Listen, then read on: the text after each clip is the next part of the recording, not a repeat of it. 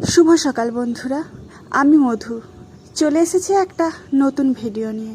মেঘাচারু সারাদিনে তোমাদের সবাইকে স্বাগত জানিয়ে আজকের ভিডিওটা আমি শুরু করছি। তোমরা কেমন আছো? আশা করছি তোমরা খুব ভালো আছো, আর আমিও খুব ভালো আছি। প্রথম থেকে শেষ পর্যন্ত ভিডিওটা দেখতে থাকো, আশা করছি ভালো লাগবে। আর আমার ভিডিওর কোনো অংশ যদি ভালো লাগে তাহলে একটা লাইক করে দিও, আর আমার পরিবারের সদস্য হয়ে পাশে থেকো। আর জানো তো, এই যে আমার গলার আওয়াজ শুনে বুঝতে পারছো গলাটা কেমন কাঁপা কাঁপা লাগছে। হ্যাঁ, জানো তো আজকে গেটে না, মেন গেটে তালা লাগানো ছিল, খোলা ছিল না। তো চাবি তো বাড়িতে ছিল, তো নেমে পড়েছি 3 তলা থেকে, চাবি পাচ্ছি না। মেয়েদেরকে স্কুলে দিতে যাব, অনেকটাই দেরি হয়ে গেছে। মেঘা তো একটু বড়, ও বলছে মা আমি দৌড়ে দৌড়ে যাচ্ছি বাড়ি থেকে চাবি নিয়ে আসতে। দিদুন তো আছে, তাহলে চাবিটা দিতে পারবে। ও চাবি এনে তারপরে দরজা খুলে অনেকটা টাইম, ওই টাইমে হলে হয়তো আমরা স্কুলে কিছুটা চলে যেতাম, একটু তাড়াতাড়িও হতো। এই যে অনেকটা 40 হয়ে গেছে, অনেকটা দৌড়ে দৌড়ে যেতে যেতে হাঁপিয়ে পড়েছি। সত্যি ভেবেছিলাম চাবিটা হয়তো খোলা থাকবে। জানো তো এখন আমাদের বিল্ডিংয়ে না সেরকম কেউ একটা নেই, ওই বাড়ি টাড়ি চলে গেছে হয়তো, সেই জন্য কেউ আর দরজা খোলেনি। আর মর্নিং শিফট হয়তো কারো ছিল না, সেটাও হতে পারে, সেই জন্য তালাটা লাগানো ছিল, বুঝতে পারিনি। ভেবেছিলাম তালা হয়তো খোলাই থাকবে, রোজ যেমন খোলা থাকে সেইভাবে হয়তো খোলা থাকবে। তারপরে কিছুটা যাওয়ার পরে জানো তো এক দাদা এসে বলছে, কিরে তোদের আজকে তো খুব দেরি হয়ে গেছে, এখনও যাচ্ছিস, আয় আমার গাড়িতে উঠে পড়। তো ওই দাদা মনে হচ্ছে ভগবান পাঠিয়েছে, ওদের গাড়িতে তুলে দিলাম আর আমি ব্যাক করে আবার বাড়ি চলে এলাম। যা, মনে অনেকটা শান্তি হয়েছে, না ওরা মনে হয় স্কুলটা টাইমে ঢুকতে পারবে। টাইমের আগে না স্কুলে ঢুকলে মেন গেটটা কিন্তু বন্ধ হয়ে যায়, তারপরে প্রার্থনা হওয়ার পরে 5 মিনিটের জন্য দরজা খোলে, অনেকটা টাইম দাঁড়িয়ে থাকতে হয় বাইরে।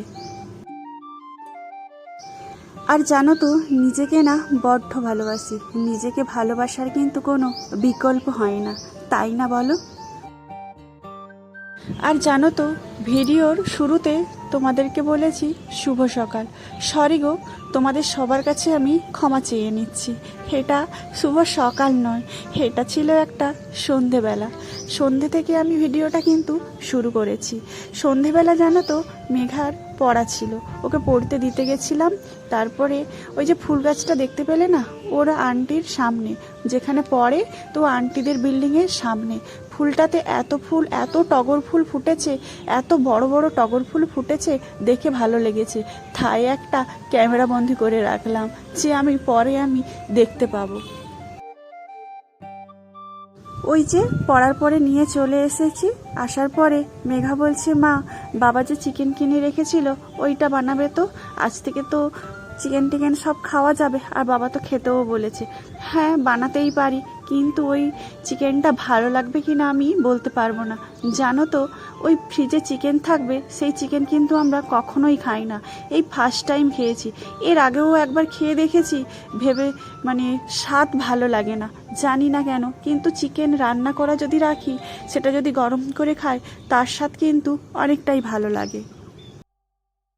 ভেবেছিলাম যে চিকেন কষার জন্য মাংস কিনে রেখেছে, তারপরে বুঝতে পেরেছি না, এই চিকেন কষা করা যাবে না, বোনলেস চিকেন, চিলি চিকেনই বানাতে হবে।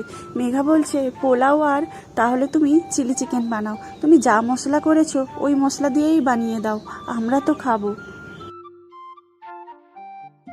জানো তো মেঘার বাবা কেদারনাথ চলে যাওয়ার পরে বেশ কিছুদিন কিন্তু মনটা খারাপ ছিল, তারপরে যেন আস্তে আস্তে মনটা ঠিক হয়ে যাচ্ছে। এই তো ভেবেই আছি যে এই তো কিছুদিন পরেই চলে আসবে, তাই নিজেকে ভালো রাখতে হবে। নিজেই যদি আমি ভেঙে পড়ি আর বাচ্চাদের সামলাবে কে? নিজেকে ভালো রাখার কিন্তু কোনো বিকল্প নেই, তাই না বলো? নিজেকে তো ভালো রাখতেই হবে, নিজে না ভালো থাকলে পরিবারকে কি করে ভালো রাখবো? আর আমার মা আছে, তোমরা তো জানোই, মাকে বলেছিলাম, মা একটু চিকেন কষার জন্য একটু মশলা করে দাও। মা তো চিকেন কষার জন্য আলু, পেঁয়াজ, আদা, রসুন থেকে যা যা লাগে আর চিকেনে যা যা মশলার জন্য যে পেঁয়াজ কুচোনো লাগে, সেই পেঁয়াজটাও ঝিরিঝিরি করেও কুচিয়েও দিয়েছে। আমি বলেছি যে মা এই কিছু দিয়েই কিন্তু সব করে দেবো, পেঁয়াজগুলোকে আর নষ্ট করব না, আর তোমাকে আর কিউব করে পেঁয়াজ কাটতে হবে না, যা আছে তাই দিয়েই করে দেব। জানো তো, মেয়েদের পেছনে টাইম দিতে দিতে আর সংসারের পেছনে টাইম দিতে দিতে নিজের যেমন চাওয়া পাওয়ার আশাগুলো দিন দিন যেন ভুলে যাচ্ছি। মেঘাচারুর জেম্মা বলছে যে তুমি ওদেরকে বড় করার জন্য এখন নিজের সব কিছুটাই ভুলে যাচ্ছ, কিন্তু দুদিন পরে তো ওরা বড় হবে, ওরা পড়াশুনো করবে, ওরা নিজের পায়ে দাঁড়াবে, তখন তুমি ওদের কাছে কি করে পাবে? ওদেরকে তো দূরে ছাড়তেই হবে। পড়াশুনোর ক্ষেত্রে যে যেখানে যেতে চাইবে সেখানেই তুমি পাঠাবে, তোমার সামর্থ্য অনুযায়ী তুমি পড়ানোর নিশ্চয়ই চেষ্টা করবে। আমি বললাম যে হ্যাঁ, এটাই তো বাস্তব। মেয়েদের বড় করার জন্য আমাদের কাছে রাখবো না তো আমাদের ভালোর জন্য আমি তো সারা জীবন কাছে রাখতে পারবো না, ওদেরকে তো দূরে ছাড়তেই হবে, আমাকে তো ভুলে থাকতেই হবে।